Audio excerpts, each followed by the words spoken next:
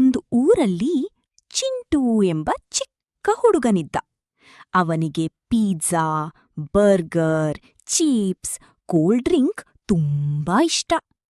ಪ್ರತಿದಿನವೂ ಅವನು junk food ಮಾತ್ರ ತಿನ್ನುತ್ತಿದ್ದ. ಅಮ್ಮ ಹೇಳುತ್ತಿದ್ದರು, ಚಿಂಟೂ, ಹಣ್ಣು ತರಕಾರಿ ತಿನ್ನು ಮಗ, ಆರೋಗ್ಯ ಚೆನ್ನಾಗಿರುತ್ತದೆ.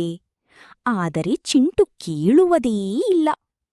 ಒಂದು ದಿನ ರಾತ್ರಿ ಚಿಂಟು ಕನಸಿನಲ್ಲಿ ದೊಡ್ಡ ಜಂಕ್ ಫುಡ್ ರಾಕ್ಷಸನನ್ನು ಕಂಡ.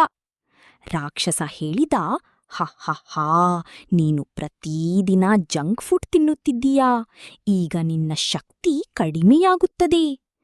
ಅದಾದ ನಂತರ ಚಿಂಟುವಿಗೆ ಓಡಲು ಆಗಲಿಲ್ಲ, ಆಟ ಆಡಲು ಆಗಲಿಲ್ಲ, ಹೊಟ್ಟೆ ನೋವು ಶುರುವಾಯಿತು.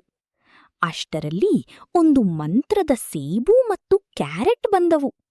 ಅವು ಹೇಳಿದವು, ಚಿಂಟೂ, ಆರೋಗ್ಯಕರ ಆಹಾರ ತಿಂದರೆ ನೀನು ಬಲವಾಗುತ್ತೀಯ.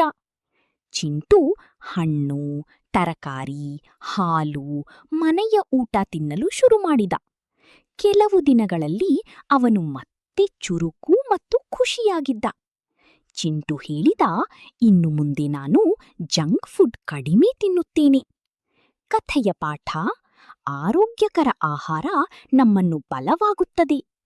ಜಂಕ್ ಫುಡ್ ಹೆಚ್ಚು ತಿಂದರೆ ಆರೋಗ್ಯ ಕೆಡುತ್ತದೆ. ಮನೆಯ ಊಟವೇ ಅತ್ಯುತ್ತಮ ಆಹಾರ.